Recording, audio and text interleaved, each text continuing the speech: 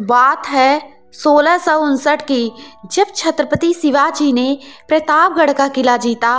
वैसे ही औरंगजेब की चिंता और भी बढ़ गई, जिसके विरुद्ध में औरंगजेब शिवाजी से 3 प्रयास करता है, जिसमें से 2 प्रयास तो विफल रहा, लेकिन एक प्रयास सफल होता है।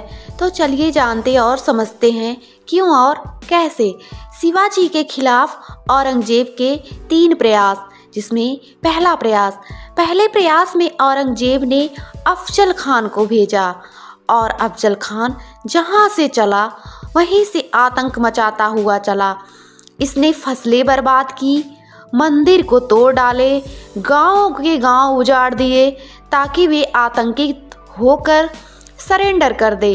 लेकिन अफजल खान ने वहां की स्थितियां जब जानी कि ये सब इतना आसान नहीं होगा कि शिवाजी खुद बेखुद सरेंडर कर दे, तो अफजल खान ने अपना एक दूत भेजा कृष्ण भास्कर को और कहा, जाओ जाकर बोलो कि अफजल खान मीटिंग करना चाहता है।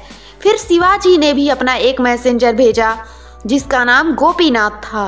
गोपीनाथ ने जब अफजल खान के सामने मैसेज को पढ़ा कि शिवाजी ने आपके लिए मैसेज भेजा है कि ए जी, आपके कार्यों की वजह से आपने इतना जो ज़बरदस्त एंट्री लिया है, इससे हम भयभीत हो गए हैं और वह आपसे इस शर्त पर मिल सकते हैं यदि आप उन्हें उनकी सुरक्षा का आश्वासन दें और उन्हें माफ़ कर दें।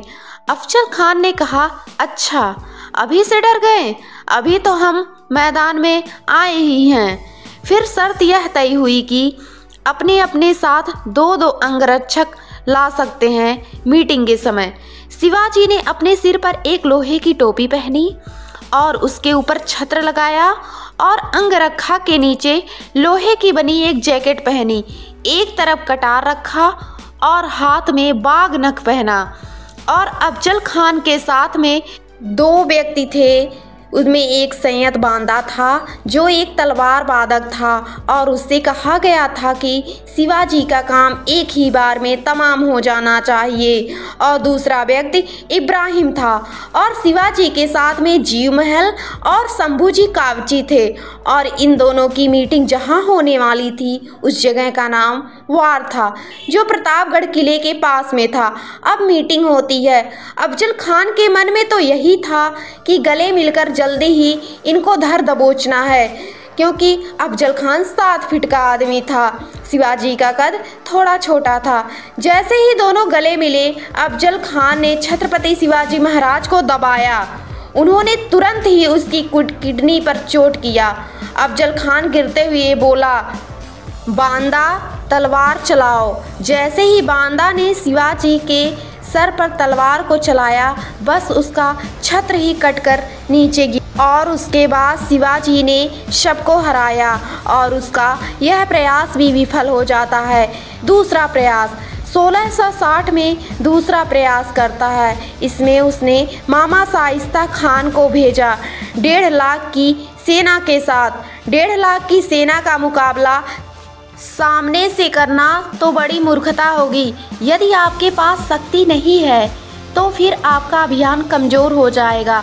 बहादुर बनने का मतलब यह बिल्कुल नहीं है कि आपके सामने 2 लाख की सेना खड़ी हो और आप यह कहें कि मैं इन 2 लाख की सेना से लड़ूंगा। आपको लड़ने के बजाय यह सोचना होगा कि आप इस 2 लाख की सेना को कैसे बांट सकते हैं। तो आप देखेंगे कि एक समय के बाद आप शक्तिशाली हो जाएंगे। अरस्तु का एक प्रसिद्ध कथन है कि जो व्यक्ति शक्ति में है हम उसका सम्मान करेंगे, चाहे उसने वह शक्ति किसी भी तरह से हासिल क्यों ना किया हो, और तब तक वेट करेंगे जब तक हम शक्ति ना बन जाए, नहीं तो हम कुछ चेंज नहीं ला सकते हैं। शाइस्ता खान ने शिवाजी से कई किलो को वापस से छीना जो शिवाजी ने जीता था। 1663 में यह पूना के किले में आराम कर रहा था और तुरंत शिवाजी ने अभियान करने का सोचा और उसने इसके महल में खिड़की से इंटर किया। और जैसे ही शाइस्ता खान को पता चला कि शिवाजी ने हमला कर दिया है तो वह भागा। शिवाजी ने कटार फेंककर शाइस्ता खान पर चलाया, उसका एक तरफ का कान और उंगलियां कट गई, लेकिन वह भाग गया। औरंगजेब ने शाइस्ता खान से दक्षिण की सूबेदारी छीनकर उसे बंगाल का सूबेदार बना दिया। शाइस्ता खान का यह प्रयास भी असफल रहा। तीसरा प्रयास। जब औरंगजेब का दूसरा प्रयास भी विफल हो गया तो उसने मुगल सेना में सबसे बेहतरीन और वफादार कमांडो को ढूंढा, जिसका नाम जय सिंह था, क्योंकि जय सिंह एक अच्छे राजनीतिज्ञ और कूटनीतिज्ञ भी थे।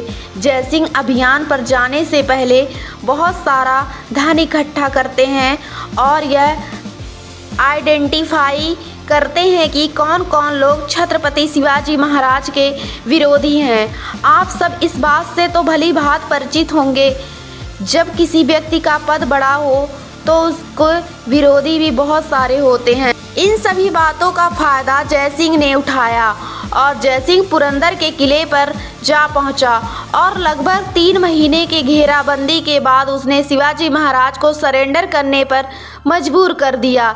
इससे ही इतिहास में पुरंदर की संधि के नाम से जानते हैं। यह संधि जय सिंह के समय हुआ। सूरत में सारे बंदरगाह की कमाई जहांनारा को जाती थी।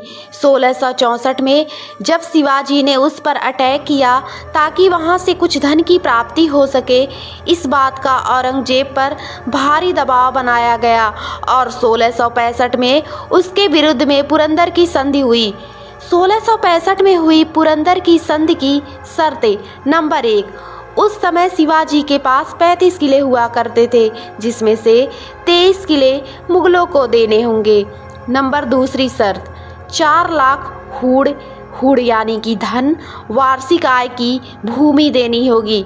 नंबर 3, कभी भी बीजापुर से संघर्ष होगा तो तुम साथ दोगे, क्योंकि मुगलों का बीजापुर से संघर्ष हमेशा चलता रहता था। 4थी शर्त, शिवाजी कभी भी मुगल आधिपत्य को स्वीकार नहीं करेंगे, लेकिन उनके पुत्र को मुगल दरबार में भेजा जाएगा बीजापुर संघर्ष में, ताकि वे शक्ति दे पाएं। मुगलों ने संभाजी को 5000 मनसब का एक पद बनाया। 5वीं शर्त, इसको शिवाजी ने अपनी तरफ से जुड़वाया। उस समय जो बीजापुर था उसके अधीन कोंकण और बालाघाट क्षेत्र होता था। इसमें उस समय कोंकण क्षेत्र से 4 लाख हुड़ वार्षिक और बालाघाट से 5 लाख हुड़ वार्षिक की आमदनी होती थी। शिवाजी ने कहा, ये दोनों क्षेत्र मुझे दे दो, मैं इसको अपने आप जीत लूँगा और आने वाले 13 वर्षों में किस्तों के हिसाब से मैं आपको 40 लाख हुड़ वार्षिक दूंगा। अब मुगल खुश हो गए कि कोई टेंशन भी नहीं, अब छत्रपति शिवाजी उलझे रहेंगे बीजापुर संघर्ष में और हमारे लिए जो सिरदर्द बने हुए हैं उससे हम फ्री रहेंगे। संधि एक्सेप्ट कर ली गई। अब थोड़े समय बाद मुगलों की ये शर्तें अखरने लगी, जिससे छत्रपति शिवाजी महाराज भी नाराज थे, क्योंकि जो सहायता मिलनी चाहिए थी वो उन्हें नहीं मिल पा रही थी। उन्होंने नाराजगी व्यक्त की जय सिंह से। जय सिंह ने औरंगजेब को बताया कि छत्रपति शिवाजी नाराज है। औरंगजेब समझ गया कि यह व्यक्ति विद्रोह करने में है। अब औरंगजेब ने जय सिंह से कहा कि मेरी शिवाजी के साथ मीटिंग फिक्स की जाए, लेकिन जब यह खबर शिवाजी के पास पहुंची तब उन्होंने मीटिंग करने से इनकार कर दिया, यानी कि इग्नोर ही कर दिया। फिर बाद में खुद औरंगजेब ने पत्र लिखवाया और 1 लाख रुपए भेजे पेशगी के तौर पर, साथ शाही वस्त्र और उपहार भी भेजे और कहा कि औरंगजेब की दिली तमन्ना है आपसे मिलने की। उस समय औरंगजेब आगरा में बैठता था। शिवाजी 4000 सेना लेकर पहुंचे आगरा और जय सिंह ने शिवाजी से प्रॉमिस किया था कि राम सिंह जय सिंह का बेटा तुम्हारी सुरक्षा का वादा देता है, आप आप निश्चिंत होकर जाएं। जब यह पहुंचे तो 3 दिन तक औरंगजेब मिला ही नहीं, कह देता था कि वह बिजी है। शिवाजी समझ गए कि ये उसकी चाल है। चौथे दिन जब मिले तो वो बैठता था 9 फीट ऊपर मयूर सिंहासन पर। शिवाजी ने बहुत सारा नजराना पेश किया तो औरंगजेब ने नजरें घुमा ली। अगर औरंगजेब नीचे देखता था तो उसका मतलब होता था कि वह उस राजा को सम्मान दे रहा है, लेकिन उसको सम्मान देनी ही नहीं थी और कहा इसको तीसरी लाइन में ले जाकर खड़ा कर दो। शिवाजी गुस्सा होकर चले गए। औरंगजेब यही चाहता था ये प्रतिशोध में कुछ गलत काम करें। औरंगजेब ने शिवाजी को जापुर भवन में रखा और सैनिकों को तैनात कर दिया कि ये कुछ भी विद्रोह जैसी चीजें करें तुरंत इनका मर्डर कर देना। शिवाजी चालाक और दूरदर्शी व्यक्ति थे। कुछ समय बाद जयसिंह शिवाजी से मिलने और कहा कि आपको औरंगजेब बुला रहे हैं, लेकिन शिवाजी ने बहाना भी बना लिया कि मैं बीमार हूँ। और इधर औरंगजेब के सैनिक शिवाजी पर नज़र रखे हुए थे। कुछ दिन बाद शिवाजी ने औरंगजेब को पत्र लिखा कि जहाँ पना मज़ा ही आ गया। आगरा की जलवायु में मैं अपनी माताजी और पत्नियों को भी यहीं बुलाना चाहता हूँ। हाँ पना, आपकी खिदमत से तो दिल ही खुश हो गया। औरंगजेब ने जैसे ही पत्र को पढ़ा तो उसकी खुशी का ठिकाना ही नहीं रहा। औरंगजेब ने सोचा कि जब कोई व्यक्ति अपनी माताजी और पत्नी को बुलाने की बात कर रहा है तो अब कोई मतलब नहीं है विद्रोह का, क्योंकि अब वह छोड़कर भागेगा नहीं, क्योंकि शिवाजी अपनी माताजी से बहुत प्रेम करते थे। अब एकदम सारे लोग रिलैक्स हो गए। उनको बस यही रिलैक्स करवाना था।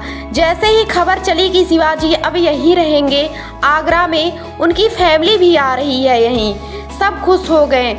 जो गार्ड शिवाजी की निगरानी करता था वो अब रिलैक्स हो गया।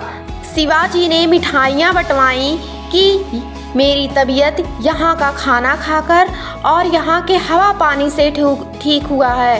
अब क्या हुआ, शिवाजी के भाई थे हीरो जी, वो उनके ही कदकाठी के थे।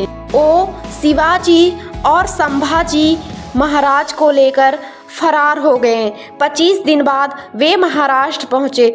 हालांकि आपने जल्दी में मूवी देखी होगी तो आपके मन में एक विशेष कैरेक्टर होगा संभाजी महाराज को लेकर, लेकिन आप थोड़ा रिसर्च करेंगे तो पाएंगे कि वो उतने योग्य नहीं थे, क्योंकि वे थोड़ा उदंड टाइप के थे। आप थोड़ा रिसर्च करने पर पाएंगे कि कुछ समय के लिए शिवाजी ने संभाजी महाराज को कैद करके रखा था पन्हाला के किले में, क्योंकि वे थोड़ी खिलाफत पर आ गए थे और भागकर जा मिले थे मुगल दिलेर खान से, क्योंकि वह बहुत ही चालाक व्यक्ति था और चिकनी चुपड़ी बातें करके संभाजी महाराज को अपनी तरफ कर लिया था। उस समय संभाजी महाराज की उम्र 21 साल की थी। संभाजी महाराज दिलेर खान के साथ 1-2 अभियान में भी रहे, लेकिन जब उन्होंने देखा कि वह 700 व्यक्ति को बंदी बनाकर उनका एक तरफ से हाथ कटवा देता है, उस क्रूरता को देखकर वे वापस आ गए। तब आकर शिवाजी से मिले। शिवाजी की मृत्यु के 1 वर्ष पहले पुनः 1670 में सिंहगढ़ और सूरत पर आक्रमण किया।